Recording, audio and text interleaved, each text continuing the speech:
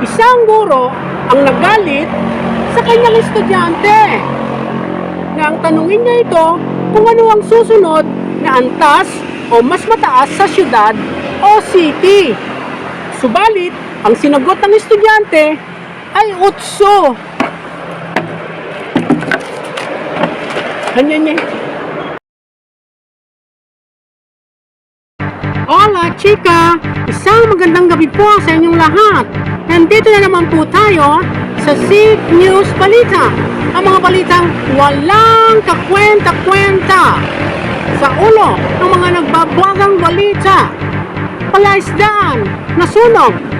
Opo, isang palaisdaan ng bango sa tilapia ang nasunog kahapon ng madaling araw bago mag-umaga pagkatapos ng gabi sa Cavite. At ang dahilan ng sunog di umano ay dahil sa naiwang gasera na ang dulo ng mitsa ay nakasawsaw sa tangker ng gasolina.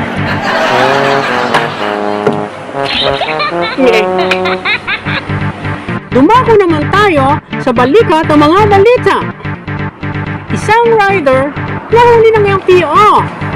Opo, isang rider ang pinara at nahuli ng LTO dahil ninanapan siya ng ORCR ng kanyang motorsiklo. Subalit, ang napakita lang ng rider ay ang OR ng dala niyang motor.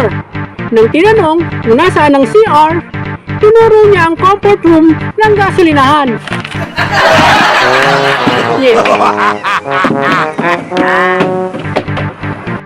Dumako na tayo sa balakang ng mga balita. Excuse me po, ang jowa! Kadiri to that! Mutot ka? Anyway, dumako na tayo sa balakang ng mga balita.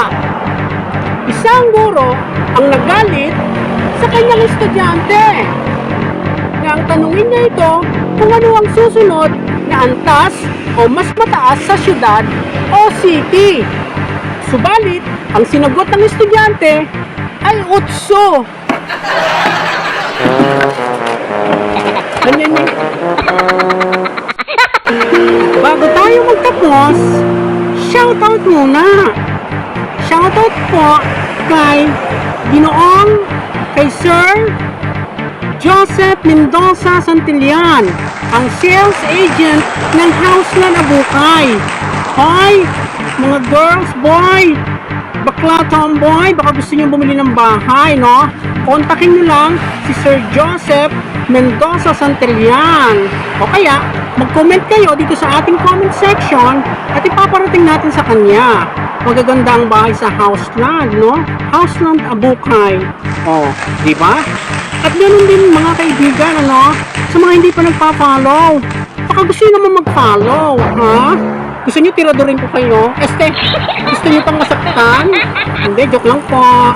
Sa mga hindi pa nagpa-follow, mag-follow na kayo. Kung ayaw nyo, okay?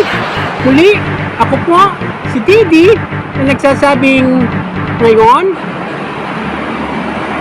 bukas, mamaya, lulunod ang mga tala. O diba walang collect? Bye-bye! Nathan Banaria, may kwento sa kalsada, may asaran, may tawanan, walang makakatulad sa kanya. Sa balitang kalokohan, saya't tawa ang hatid sa lahat. Nathan Banaria, bida sa bawat balita.